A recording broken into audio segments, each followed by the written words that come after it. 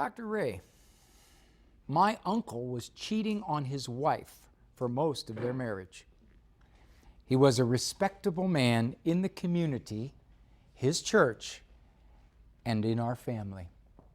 After their last daughter graduated high school, he divorced his wife, had a few girlfriends, and got married again. He wants to have Thanksgiving this year at his and his new wife's house. I don't know if I should go because I don't want him to think I accept what he did to my aunt for 25 years. This is James. James didn't directly ask this question. We'll get to his question in a second. In between the lines was the idea of, how can people do this? How can you live so good a double life that nobody gets it? The guy was married for 25 years, active in the church. He's been running around on his wife, and nobody knew it. He compartmentalized it. I will be the husband and loving man over here, and I will have multiple affairs over here. Most people can't wrap their heads around that. One of the sad aspects of my career as a psychologist, I see it all the time. It's tragic, but I see it. People can live dual existences. I've had guys that have had wives and families on the other side of the country. They got one here, they got one on the other side of the country. They've been doing it.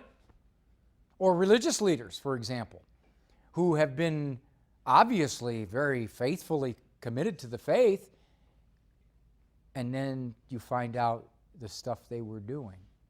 So it's not as hard to do as people think. You have to sear your conscience.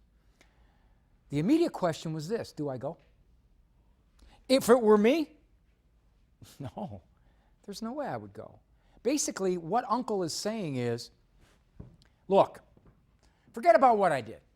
I didn't do anything wrong, okay? You don't understand what she was like to live with, all right? You got to understand what she was like to live with. I'm sure he's saying that, even though the guy writing the letter didn't say he's saying that. I hear that all the time. I have reasons for what I did. Now he wants James to say, well, it's okay now. You got a new wife, and if that's good for you, if that makes you happy, then I'm happy too. It's not a lack of Christian charity not to go. And you could tell him. You can basically say, hey, Uncle, I can't wrap my head around this whatsoever. And I don't agree with it. And it goes against my most profoundly held moral beliefs. You can do that.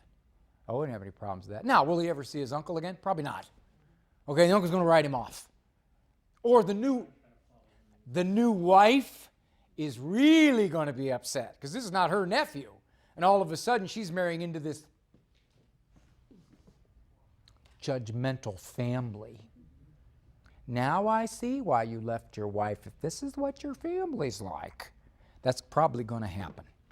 That letter is basically saying, accept what I did, accept me, and let's celebrate. Thanksgiving, let's celebrate.